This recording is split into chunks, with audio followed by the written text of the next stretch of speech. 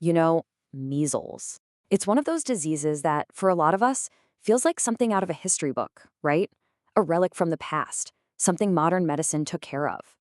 Well, what if I told you that old foe isn't just back, it's staging a pretty shocking comeback? Take a look at this number, 935. Now, this isn't some number from 100 years ago. This is the number of confirmed measles cases in the United States in just the first 4 months of 2025. I mean, that's a wild figure for a disease that we officially declared eliminated more than 20 years ago. So, yeah, that really brings us to the big question we're going to tackle in this explainer. How on earth did we get here? How did a disease we thought we'd beaten come roaring back to life, causing all these outbreaks? To really get our heads around it, we've got to look at the history, the science, and, well, the choices we're all facing right now. All right, let's jump right in. First up, we're going to rewind the clock a bit to see just how far we came and, just how fragile all that progress really is. So before the vaccine, measles was, it was just a terrifying part of life. We're talking an estimated 2.6 million deaths every single year. Then the vaccine came along, and it was nothing short of a public health miracle. Things got so good that in the year 2000, the U.S. declared measles eliminated, gone. But then you look at what's happened more recently. Between 2016 and 2019, global cases just exploded. And now, in 2025, we are really seeing the fallout from that right here at home. So, what is it about this virus that makes it such a tough opponent? Well, it really all comes down to how it spreads. Let's get into the nitty-gritty of what makes measles one of the most contagious viruses we've ever seen. First off, let's be clear on what measles or rubeola actually is. It's a viral illness, and the classic signs are what doctors call the 3 C's. You've got a cough, you've got Coryza, which is really just a fancy way of saying a super runny nose, and conjunctivitis, red watery eyes. Put all that together with a high fever and, of course, that famous rash. Okay, to really wrap your head around just how contagious this thing is, we need to talk about a key idea called the basic reproduction number, or R0.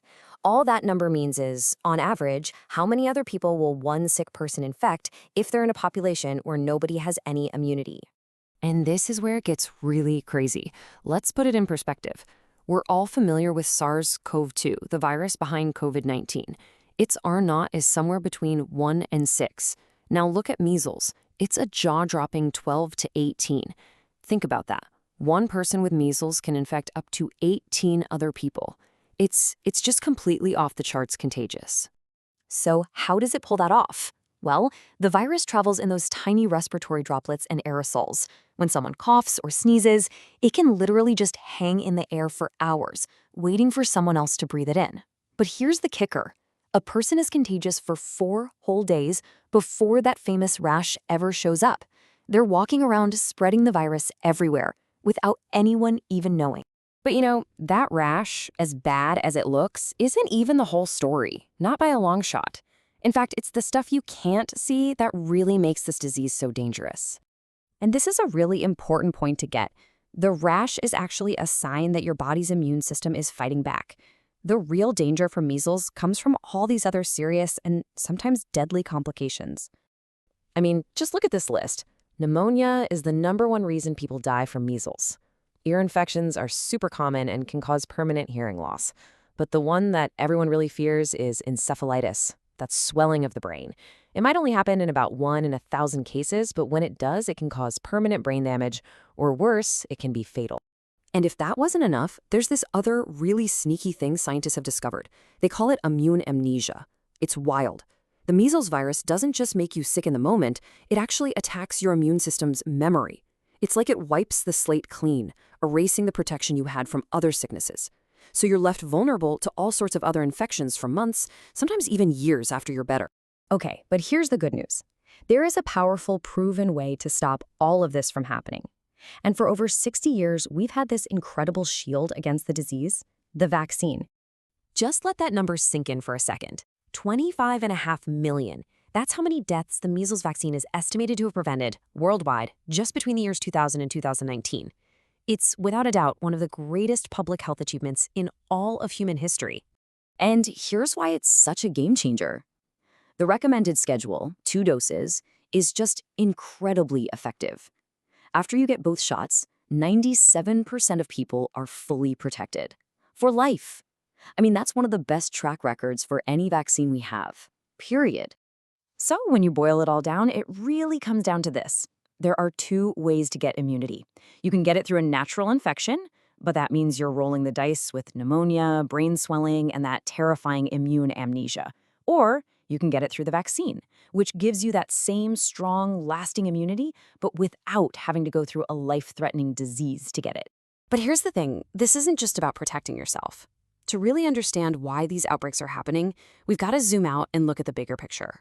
And that means we have to talk about herd immunity. The basic idea is simple. When enough people in a community are immune, they create this sort of protective bubble.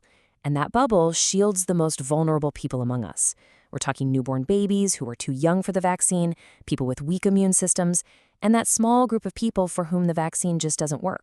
Now, because measles is so ridiculously contagious, that herd immunity threshold, the level we need to reach, is super high.